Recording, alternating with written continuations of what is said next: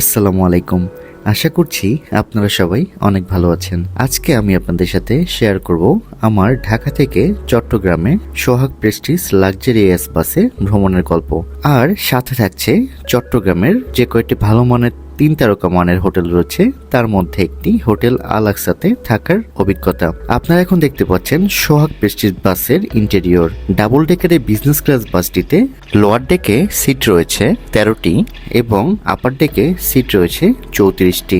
আর lower ডেকের এই 13টি সিটের মধ্যে একটি স্লিপার সিট রয়েছে। ঢাকা থেকে চট্টগ্রামের জনপ্রতি সিটের ভাড়া হচ্ছে 1600 টাকা এবং একটি স্লিপার সিটের ভাড়া 2000 টাকা। আমি দুপুর দিকে রওনা দিয়েছিলাম, ইনশাল্লাহ সন্ধ্যার দিকেই চট্টগ্রামে পৌঁছে গিয়েছিলাম। চলুন এবার আমি আপনাদেরকে যে হোটেলে ছিলাম সেটি দেখে নিয়ে আসি।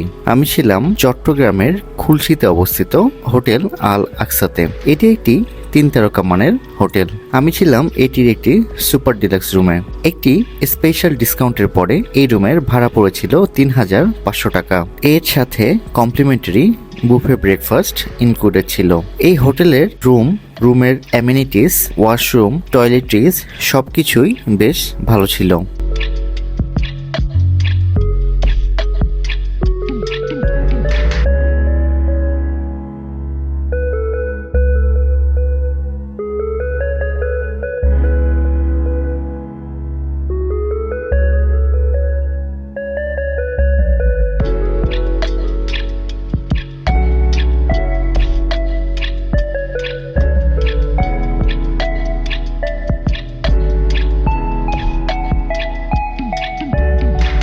তবে সকালের নাস্তায় যেই মেনুগুলো ছিল সেই মেনুগুলো বেশ কম ছিল।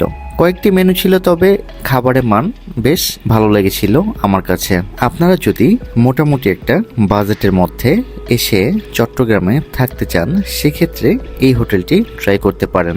আর যদি লাক্সারিয়াস ভাবে বাস জার্নি করতে চান, সেক্ষেত্রে সোহাগ প্রেস্টিজের ডাবল ডেকার বাসে একবার ট্রাই করতে পারেন।